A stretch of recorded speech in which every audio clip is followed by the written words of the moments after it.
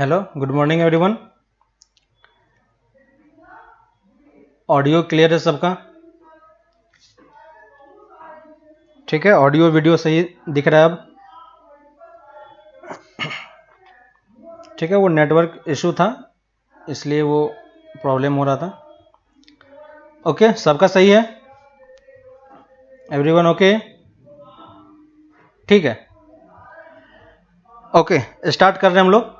ठीक है, वहीं से स्टार्ट करते हैं। तो सेट्स के बारे में ये हम लोग बात कर रहे थे कि सेट्स क्या होता है, कलेक्शन ऑफ ऑब्जेक्ट होता है। तो किसी भी टाइप का एक आप ग्रुप फॉर्म कर दो तो वो क्या बन जाएगा, एक सेट्स बन जाएगा। तो यहां पे हम ग्रुप वर्ड यूज नहीं करते हैं, है ना, यहां पे हम सेट्स वर्ड यूज करते हैं। और सेट्स है तो मैथमेटिक्स में सब कुछ क्या होता है, एक तरीके से वेल डिफाइंड तरीके से मूव करता है ना। हम लोग कुछ भी रैंडम तरीके से प्रोसीड नहीं करेंगे। तो वैसे ही हमने जैसे नेचुरल नंबर का सेट बनाया, ठीक है, हमने होल नंबर का सेट बनाया, रैशनल नंबर का, इरेशनल नंबर का और रियल नंबर का।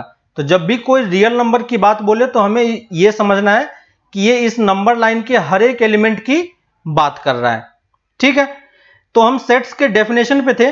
तो सेट्स का डेफिनेशन क्या बोलता है कि sets is a well defined, sets is a collection of well defined objects, है ना। तो अब वेल डिफाइंड का मतलब क्या होता है, हम उस चीज को एक बार समझने का ट्राई करते हैं। ठीक है, तो वेल डिफाइंड का मतलब क्या है, इसको एक बार आप ध्यान दो कि हम किसी भी टाइप के ग्रुप या कलेक्शन को सेट्स नहीं बोलेंगे, है ना। सेट्स में एक वर्ड यूज हो रहा है यहां पे, वेल डिफाइंड।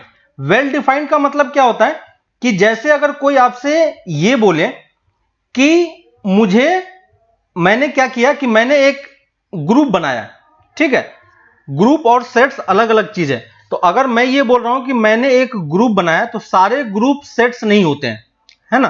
तो मैं एक ग्रुप बना रहा हूं और यहां पे मैं लिख रहा हूं मैं इसमें इस ग्रुप में कैसे ऑब्जेक्ट को कलेक्ट कर रहा हूं, तो कलेक्शन ऑफ इंटेलिजेंट पीपल, है ना, कलेक्शन ऑफ इंटेलिजेंट पीपल या स्टूडेंट्स। ठीक है, तो कलेक्शन ऑफ इंटेलिजेंट स्टूडेंट्स का मैं एक ग्रुप बना रहा हूं। अब ये बताओ कि क्या ये ऑब्जेक्ट, ये जो हमने ग्रुप बनाया है, क्या ये ग्रुप सेट्स कहलाएगा या नहीं कहलाएगा, है ना। ये आपसे क्वेश्चन है कि क्या ये ग्रुप सेट्स होगा या नहीं होगा। आप सोच के बताओ जरा सा कि क्या ये ग्रुप सेट्स हो सकता है या नहीं हो सकता है। होगा, सब लोग हां बोल रहे हैं। ठीक है, तो ये ग्रुप जो हमने बनाया ये सेट्स नहीं है एक्चुअली में। क्यों नहीं है, इस पे हम ध्यान देते हैं, क्योंकि सेट्स का डेफिनेशन ये बोल रहा है कि वेल डिफाइंड होना चाहिए, है ना। अब वेल डिफाइंड की अगर हम बात बोलते हैं तो यहां पे देखो कौन से ऑब्जेक्ट को इसने कलेक्ट किया है, इंटेलिजेंट स्टूडेंट्स को, है कि नहीं। अब इंटेलिजेंट वर्ड क्या होता है, इंटेलिजेंट क्या है, एक एडजेक्टिव है, याद होगा आपको। और ये क्या होता है, एक रिलेटिव टर्म होता है कि नहीं।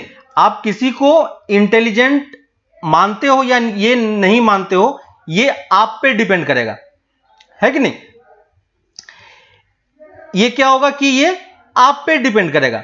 तो अगर आप पे डिपेंड कर रहा है तो इंटेलिजेंट को कलेक्ट करना, इंटेलिजेंट आप किसको बोल रहे हो, ये उस पे डिपेंड करता है, आप पे डिपेंड कर रहा है कि आप इंटेलिजेंट किसको एज्यूम करते हो, है ना। मेरे लिए इंटेलिजेंट कुछ और हो सकता है, आपके लिए इंटेलिजेंट कुछ और हो सकता है कि नहीं। तो इंटेलिजेंट अपने आप में क्या हो गया, रिलेटिव वर्ड हो गया, है कि नहीं। तो इसको हम कलेक्शन ऑफ ऑब्जेक्ट को ग्रुप बोल सकते हैं, लेकिन हम सेट्स में, मैथमेटिक्स में हम इसको सेट्स नहीं बोलेंगे, है कि नहीं। तो वेल डिफाइंड का मतलब यही होता है। तो जब भी आपको किसी सेट्स में ऐसा कोई रिलेटिव टर्म दिखाई दे, है कि नहीं, जिसको हम, वो पर्सन टू पर्सन डिपेंड करता है कि नहीं। अगर मैं आपसे ये बोलूं कि n जो है वो 1 2 3 और इस टाइप से जितने भी नेचुरल नंबर हैं, इन सारे नेचुरल नंबर को मैंने कलेक्ट किया और इसको मैं सेट्स बोल सकता हूं। क्योंकि अगर मैंने किसी को बोल दिया कि मैं नेचुरल नंबर की बात बोल रहा हूं तो सबके माइंड में यही नंबर्स के बारे में ख्याल आएगा, है कि नहीं। सबके माइंड्स में यही नंबर्स के बारे में ख्याल आएगा कि सबको लगेगा कि मैं 1 2 से लेके 3 तक या उसके आगे नेचुरल नंबर की ही बात कर रहा हूं। ठीक है, अगर आपका वीडियो बफर कर रहा है, ठीक है, तो आप थोड़ा सा पीछे करके देखो, है ना, कुछ सेकंड का आप डिले करके रखो तो वो स्मूथली मूव करेगा। ठीक है, या अपना वीडियो का रेजोल्यूशन कम कर दो। तो जो हम लोग वेल डिफाइंड सेट्स की बात बोल रहे हैं, ये वेल डिफाइंड सेट्स का मतलब यही होता है कि नहीं? तो वेल डिफाइंड सेट्स के कहने का मतलब यही है कि जब आप वेल डिफाइंड सेट्स बोलेंगे तो वो सबके लिए सेम होना चाहिए, है ना। कहीं हम किसी एक के लिए इस चीज को ट्रू या फॉल्स नहीं बोल पाएंगे। अगर हम एक सेट्स की बात बोले तो वो सबके लिए, सबके माइंड में सेम चीजें मूव करनी चाहिए। क्लियर है? ठीक है, तो हम इस तरीके से सेट्स को डिफाइन कर रहे हैं, है ना। तो ये हमारा सेट्स का डेफिनेशन हो गया, और जो हम इसको बोल रहे हैं कि ये हमारा वेल डिफाइन होना चाहिए, तो वेल डिफाइन का मतलब यही होता है कि आपका जो सेट्स है वो सबके लिए सेम हो। किसी के रिलेटिव में हम सेट्स डिफाइन नहीं करते हैं। सेट्स एक यूनिवर्सल टर्म होता है। ठीक है, अभी भी वीडियो लैग कर रहा है सबका?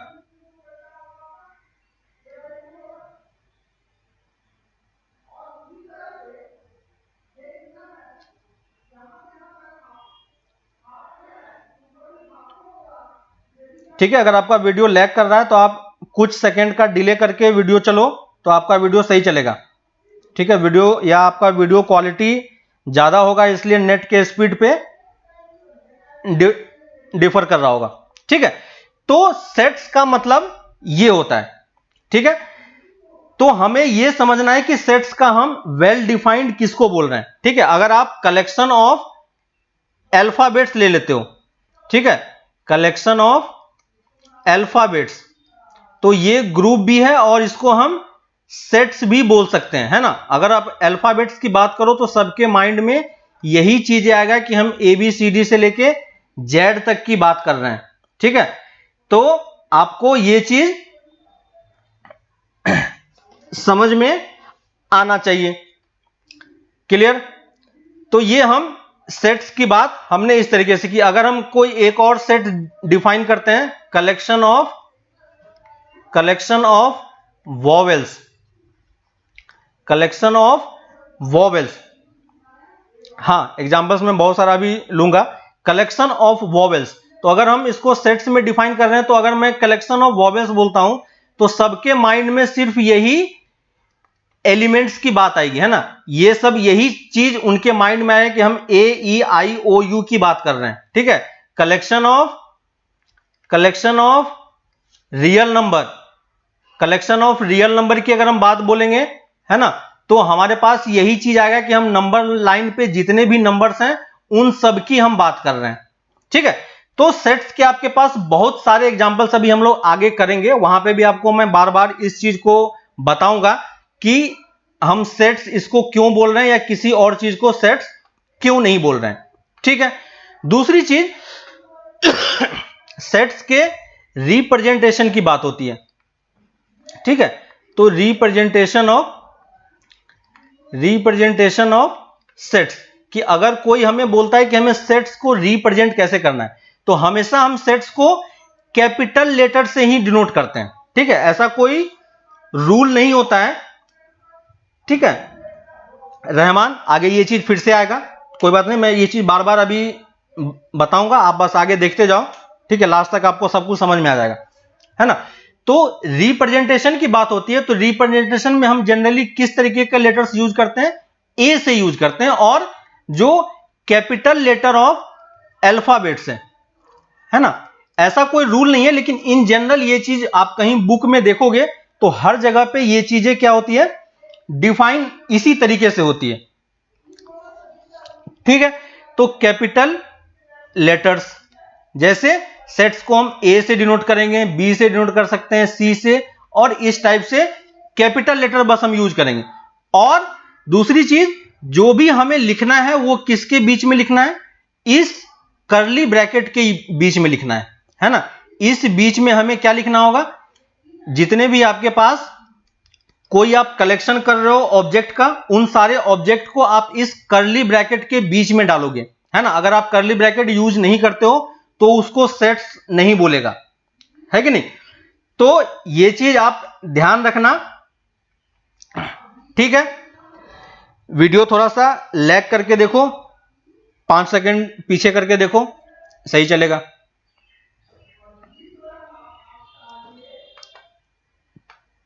ठीक है, तो ये सेट्स की बात होगी। अब इसके अंदर जो भी आप ऑब्जेक्ट्स को पुट करते हो, है ना, इसके अंदर आप जो भी ऑब्जेक्ट्स को पुट करते हो वो सारे ऑब्जेक्ट्स को हम क्या बोलते हैं, एलिमेंट्स बोलते हैं, है कि नहीं। तो ये सारे ऑब्जेक्ट्स क्या होते हैं, एलिमेंट्स होते हैं। यानी अगर आपको हमने एक सेट डिफाइन किया, इस तरीके से एलिमेंट हमने इसमें फिल किए, ठीक है, तो ये ए क्या कहलाएगा, इसका एलिमेंट है, ठीक है।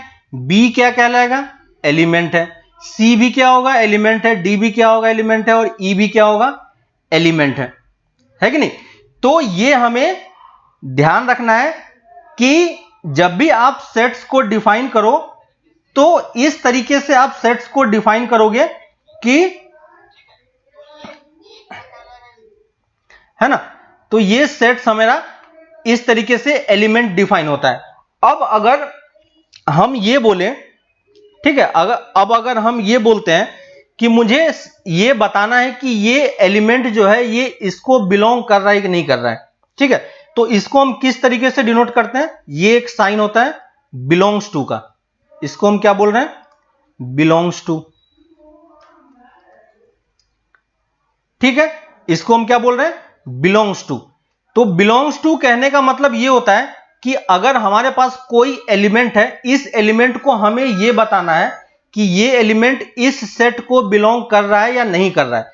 तो इस सेट को बिलोंग कर रहा है या नहीं कर रहा है, ये चीज हम कैसे डिफाइन करेंगे, है ना। तो ये चीज डिफाइन करने का तरीका क्या होता है कि हम क्या लिखेंगे, a belongs to capital A, है कि नहीं, और b belongs to capital A. इसको हम पढ़ेंगे कैसे, a belongs to set A, ये क्या है, b belongs to set A. Clear है। तो ये चीज हमें ध्यान रखना है कि जब भी आप एलिमेंट्स को डिफाइन करो, है ना, तो एलिमेंट्स को अगर आपको किसी एलिमेंट में बताना है तो हम उसको इस तरीके से, इस सिंबल से डिनोट करेंगे, है ना। हर बार हम क्योंकि इतना लेंदी वर्ड नहीं लिखेंगे, है ना, मैथ्स में क्या होता है कि छोटे छोटे एक्सप्रेशन होते हैं, है ना, जिसको पढ़ना क्या होता है, इजी हो जाता है। जैसे तो कोई भी एलिमेंट अगर आप डिफाइन करो, जैसे हमने दूसरा एक सेट बनाया वॉवेल्स का, तो वॉवेल्स में कौन कौन से एलिमेंट है, ए ई आई ओ यू, है ना। ये देखो ये सब क्या है, वेल डिफाइंड है। वेल डिफाइंड कहने का मतलब क्या हो गया कि अगर मैं बोलता हूं कि कलेक्शन ऑफ, इसी को अगर हमें लिखना हो तो हम इस तरीके से भी लिख सकते हैं, है ना। तो कलेक्शन ऑफ वॉवेल्स, अगर हम कलेक्शन ऑफ वॉवेल्स की बात करें, है ना, कलेक्शन ऑफ वॉवेल्स की अगर हम बात करें तो ये इस तरीके से डिफाइन होगा, है ना। तो अगर हम ये बोलते हैं कि ये कलेक्शन ऑफ वॉवेल्स है तो सबके माइंड में वॉवेल्स के सिर्फ यही लेटर्स की बात आएगी, है ना। तो यही लेटर्स को हम क्या करते हैं, कंबाइन करके इस पे लिखते हैं। अब अगर हमें यह बताना है कि हम जो एलिमेंट लिख रहे हैं, ठीक ना, जो एलिमेंट हम लिख रहे हैं ये इस सेट का एलिमेंट है, तो हम कैसे लिखेंगे, आई बिलोंग्स टू बी, है ना, आई बिलोंग्स टू बी। इसका मतलब क्या हो गया, ऐसे इसको हम कैसे पढ़ेंगे, आई बिलोंग्स टू बी और सेट बी। तो हम पढ़ने के लिए सेट बी लिखेंगे, लेकिन क्योंकि कैपिटल से हम लेटर्स सेट्स को ही डिफाइन करते हैं, इसलिए हम इसको डायरेक्टली सेट को हम नहीं लिख पाएंगे। क्लियर है, ठीक है। जिसको भी लैग हो रहा है ना, ये वीडियो अवेलेबल रहेगा तो आप फिर से वहां पे एक बार देख लेना, ठीक है। इसको हम जल्दी खत्म कर देंगे आज, क्योंकि वीडियो नेट का प्रॉब्लम हो रहा है इसलिए, है ना। तो सेट्स को डिफाइन करने का तरीका आपको समझ में आ गया कि जब भी हम सेट्स को डिफाइन करेंगे तो हमेशा हमें ये दो बातें ध्यान रखनी है कि कैपिटल लेटर से डिनोट करना है और सेट्स को रिप्रेजेंट कैसे करना है, हमें उस चीज को हमें समझना है ना। वो उसको बिलोंग करेगा या नहीं करेगा, हम इस तरीके से डिफाइन करते हैं। जैसे अगर कोई बोलता है कि जेड बी का एलिमेंट है या नहीं है, तो हम क्या बोलेंगे, ये इसका एलिमेंट नहीं है। तो ये क्या है, सिंबल नॉट बिलोंग्स टू।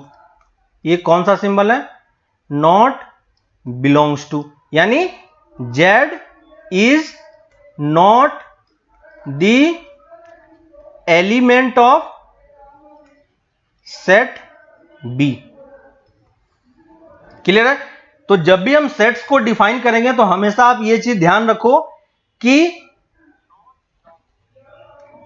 जब भी आप सेट्स को डिफाइन करो तो हमेशा आप ये ध्यान रखो कि हमेशा हम इस तरीके से ही लिखें, सिंबल के फॉर्म में ये लिखें, है ना।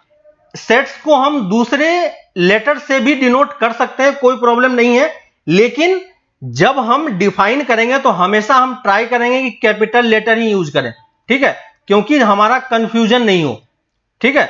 तो कंफ्यूजन को अवॉइड करने के लिए हम क्या करते हैं, कैपिटल लेटर्स के वर्ड को ही हम यूज करते हैं। क्लियर है ना।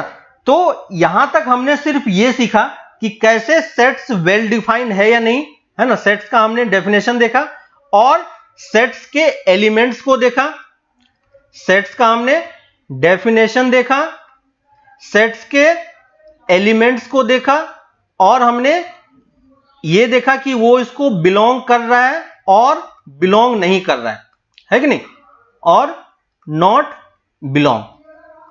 तो अगर बिलोंग नहीं करेगा तो हम इसको कैसे डिनोट करेंगे, नॉट बिलोंग टू, एक क्रॉस साइन लगा दो, और अगर बिलोंग करेगा तो बिलोंग टू से लिख देंगे, है कि नहीं। तो ये 3-4 बातें हमने आज सीखी, ठीक है। इसको हम यहीं पे कंक्लूड कर रहे हैं, ठीक ना, ठीक है। इसको हम यहीं पे आज कंक्लूड कर रहे हैं क्योंकि नेट का प्रॉब्लम हो रहा है, आप लोगों का भी काफी, ठीक है। तो इस चीज को आप लोग एक बार रिवाइज करो अच्छे से, ठीक है। ये नोट्स आपको अवेलेबल होगा, नोट्स मैं प्रोवाइड करा दूंगा आपको, आप इसको एक बार फिर से देख लेना। लेकिन फिलहाल के लिए अगर आपको वीडियो लेक्चर देखना है तो वो भी अवेलेबल होगा, ठीक है। तो आज के लिए हम लोग यहीं पे खत्म कर रहे हैं क्योंकि नेट का प्रॉब्लम हो रहा है आप लोगों का, ठीक है। तो इसको हम लोग नेक्स्ट क्लास में यहीं से स्टार्ट करेंगे फिर से, और अच्छे तरीके से स्टार्ट होगा अगर कुछ नेट का प्रॉब्लम होता है तो, ठीक है। ट्राई करो आप लोग कि इन सब चीजों को आप लोग एक नोटबुक होना चाहिए आपका सबका, मैथ्स के लिए अलग, उसमें हर एक नोट्स का लेक्चर वाइज आपके कॉपी में होना चाहिए, ठीक है। एक कॉपी आपको बनाना है, सिर्फ एक कॉपी मैथ्स का अभी के लिए, जब कुछ जरूरत पड़ेगी तो आप उस एक कॉपी बनाओ। ये सिर्फ किसके लिए होगा, लेक्चर नोट्स के लिए, ठीक है। ये लेक्चर नोट्स के लिए एक कॉपी होगा। दूसरा कॉपी आप बनाओगे असाइनमेंट्स के लिए, ठीक है। असाइनमेंट्स के लिए एक कॉपी आपको क्रिएट करना है जिसमें जितने भी असाइनमेंट्स आपके होंगे, जो एक्सरसाइज आप करोगे वो एक्सरसाइज इसी कॉपी में होना चाहिए, जो आपको असाइनमेंट मिलेगा, है ना, वो असाइनमेंट भी इसी कॉपी में होना चाहिए। जितने भी टाइप के आप क्वेश्चंस करो, है ना, उन सबको आप इसी असाइनमेंट कॉपी में लिखते जाओ, ठीक है। तो सब कुछ आपका एक तरीके से कलेक्टेड होगा। क्लियर है। लेक्चर में जो क्लास में जितना वर्क हो रहा है वो सब कुछ आपके कॉपी पे होना चाहिए, जितना कुछ लिखा हुआ है। क्लास में भी हम लोग बहुत सारे एग्जांपल्स करेंगे तो वो सब कुछ आपका इसी लेक्चर नोट्स में होना चाहिए, ठीक है। एक्स्ट्रा जो भी आपको क्वेश्चन करना है, एनसीईआरटी बुक से क्वेश्चन करना है या कोई भी असाइनमेंट आपको मिलेगा, वो सब कुछ हम लोग असाइनमेंट कॉपी में, है ना, और प्रॉपर तरीके से क्वेश्चन नंबर लिखो, वो लिखो, है ना। तो 2 कॉपी आपको बनानी है, 2 कॉपी बनाओ, और एक में लेक्चर नोट्स और एक में सिर्फ असाइनमेंट हम लोग करेंगे, ठीक है। असाइनमेंट्स में जब आप लेक्चर नोट्स करोगे तो ऐसा नहीं है कि हम साइड में कहीं पे रफ कर रहे हैं, ठीक है, रफ कहीं और कर रहे हैं और असाइनमेंट में उसको फिर से हम फ्रेश करके लिख रहे हैं, तो ये चीज हमें कभी नहीं करना है। जो भी आपको रफ वर्क करना है, अगर कुछ आप क्वेश्चन कर रहे हो गलत हो जाता है तो वो सब कुछ आपके असाइनमेंट में ही होना चाहिए। क्लियर है ना।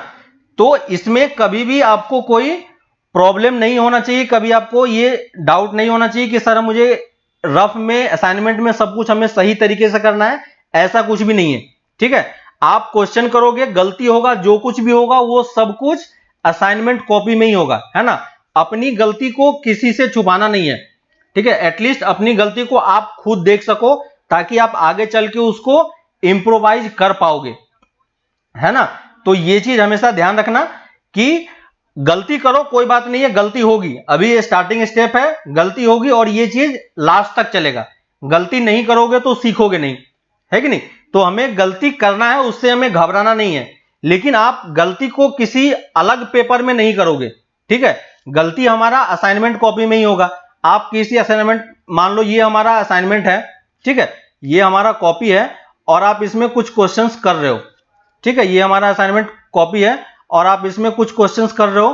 क्वेश्चन नंबर 1 लिखा, क्वेश्चन किया, आपको लगा कि ये गलत हो गया, तो गलत हो गया तो इसको आप कट कर दो, फिर से क्वेश्चन नंबर 1 लिखो, है कि नहीं। लेकिन जो कुछ भी हो ये आपके इसी असाइनमेंट कॉपी में होना चाहिए। जो आपका लेक्चर नोट्स होगा वो लेक्चर नोट्स, क्लास में जो कुछ भी बताया जाएगा, क्लास नोट्स, ये सब कुछ इसमें लिखा होगा प्रॉपर तरीके से, है ना। तो क्लास नोट आपका जितना अच्छे तरीके से होगा, आपको बाद में रिवाइज करने में उतना आसानी होगा। ये आपका हो गया सब कुछ। हमें असाइनमेंट वर्क इसमें करना है, रफ करना है, रफ इसमें करना है, जितनी गलती करनी है आपको सब कुछ इसमें करना है, क्योंकि जब आप रिवाइज करो तो आपको पता चले कि मैंने उस टाइम पे क्या गलती किया था, है ना। क्योंकि अभी आप गलती करोगे, सीख जाओगे, अच्छी बात है, लेकिन जब आप रिवीजन करने जाओगे और अगर आप में गलती नहीं होगा तो आपको पता नहीं चलेगा कि मैंने उस टाइम पे क्या गलती की थी, है ना। तो आपका गलती आपको दिखाई पड़ना चाहिए, नोटबुक में होना चाहिए सामने, ठीक है। गलती करने से कोई प्रॉब्लम नहीं है, मुझे भी कोई प्रॉब्लम नहीं है, ठीक है। गलती करोगे इसका मतलब आप सीख रहे हो, है कि नहीं। तो हम यहां पे सीखने के लिए ही आए हैं, ठीक है। कभी ये चीज नहीं सोचना है कि मेरा क्वेश्चन गलत हो रहा है। गलत होगा कोई बात नहीं, आज गलत होगा तो कल सही भी होगा, लेकिन अगर आप आज ही गलत नहीं करोगे तो कल फिर वो टाइम कभी नहीं आएगा जब वो सही होगा, ठीक है। तो क्वेश्चन करो, प्रॉपर करो, सही तरीके से करो, है ना, और ध्यान लगा करो। तो अभी तक हमने जितने क्वेश्चन किए हैं, अभी तक हमने जितना लेक्चर पढ़ा है, उस लेक्चर के हिसाब से एक्सरसाइज 1.1 का आप सबके पास एनसीईआरटी बुक होगा। जिसके पास नहीं है आप ग्रुप में बता देना, मैं उसका सॉफ्ट कॉपी आप लोगों को भेज दूंगा, ठीक है। तो एक्सरसाइज 1.1 का question number 1 and question number 2, 2 question बस, ठीक है। Question number 1 and question number 2 कर पाएंगे हम लोग, ठीक है। इसी टाइप से हम लोग थोड़े थोड़े क्वेश्चन करके हम लोग डेली करेंगे, ठीक है। मैथ्स बस क्या है, प्रैक्टिस की चीज है, लेकिन प्रैक्टिस सिर्फ एक दिन नहीं होता है ना। कुछ लोग पढ़ाई किए होंगे 10th में कि एक रात पढ़ के वो लोग काफी अच्छे मार्क्स लेके आ जाते हैं, लेकिन 11th 12th अब उस टाइप का नहीं है। आप एक रात में बैठ के कुछ भी नहीं पढ़ पाओगे, तो इसलिए बेटर है कि आप थोड़ा थोड़ा पढ़ो लेकिन डेली पढ़ो, है कि नहीं। हम लोग डेली पढ़ेंगे, बस 1 घंटे आपको टाइम देना है मैथ्स में, उससे ज्यादा आपको कभी टाइम देने की जरूरत नहीं पड़ेगी। लेकिन अगर आप 1 घंटे डेली टाइम देते हो तो आपको 11th 12th में कभी भी कोई प्रॉब्लम नहीं होगी कि सर ये क्वेश्चन मुझसे नहीं हो रहा है या फिर मेरा ये चीज छूट गया। कभी आप क्लास में लैग नहीं करोगे, हमेशा आप क्लास के साथ रहोगे, अप टू डेट रहोगे और किसी भी टाइप के क्वेश्चन में प्रॉब्लम नहीं होगी। जब चैप्टर खत्म हो जाएगा तो आपको और असाइनमेंट्स मिलेंगे और सब कुछ मिलेगा, ठीक है। तो क्वेश्चन के लिए आपको सोचना नहीं है, लेकिन ये नहीं सोचना है कि जो भी आपको असाइनमेंट मिल जा रहा है वो कल सबमिट करना है कि नहीं। ऐसा कुछ भी नहीं है। जब भी आपको कोई असाइनमेंट मिलेगा मैं लेक्चर में, क्लास में या ग्रुप में बता दूंगा कि कहां से कहां तक करना है। आपको उतना ही होमवर्क दिया जाएगा कि आप 1 घंटे में इजीली कंप्लीट कर सको, लेकिन ऑनेस्टली 1 आवर पढ़ना है कि नहीं। फर्जी वाला नहीं करना है कि बैठ गए कॉपी खोल के बैठे हुए हैं और मोबाइल में कुछ और देख रहे हैं, टाइम पास कर रहे हैं, तो वो बस आपका टाइम पास होगा, ठीक है। आपको कुछ देखना है तो आप कॉपी बंद करो, वो पहले आप देख के खत्म कर लो, ठीक है। लेकिन अगर पढ़ाई करने बैठे हो तो ऑनेस्टली हम लोग पढ़ाई 1 आवर मैथ्स के लिए करेंगे। उसके बाद बाकी जो टाइम बचा हुआ है उसमें आप फिजिक्स, केमिस्ट्री, बायोलॉजी और जितने भी सब्जेक्ट हैं उन सब के लिए आप टाइम निकालो, है ना। तो टाइम टेबल इंपॉर्टेंट चीज है। अब जब आप पढ़ाई करोगे तो आपके लिए क्या चीज है कि सबसे पहले आप एक टाइम टेबल फॉलो करो, ठीक ना। इसके बारे में मैं नेक्स्ट लेक्चर में और अच्छे तरीके से बताऊंगा कि टाइम टेबल, हमें एक टाइम टेबल के हिसाब से पढ़ाई करनी है, ठीक है। क्लास आवर के बाद आपको 5 से 6 घंटे घर पे पढ़ना है, उससे ज्यादा पढ़ने की जरूरत आपको कभी नहीं पड़ेगी, है कि नहीं। तो टाइम टेबल के बारे में मैं नेक्स्ट क्लास में डिटेल में आपको बताऊंगा। नेक्स्ट क्लास में आपको बस करना क्या है, एक्सरसाइज 1.1 के क्वेश्चन नंबर 1 एंड 2 कंप्लीट करना है। ठीक है, इसके बाद हम लोग आगे के क्लास में इसी चीज को आगे कंटिन्यू करेंगे। ठीक है, तो फिर हम लोग नेक्स्ट क्लास में मिलते हैं। नेक्स्ट क्लास फिर आपका कल होगा और जब भी शेड्यूल होगा वो आपको बता दिया जाएगा। तो आप लोग ये एक्सरसाइज कंप्लीट करो। ठीक है, और ये नोट्स आपको अवेलेबल हो जाएगा, आपको मिल जाएगा। ठीक है, चलो बाय, कल मिलते हैं हम लोग फिर।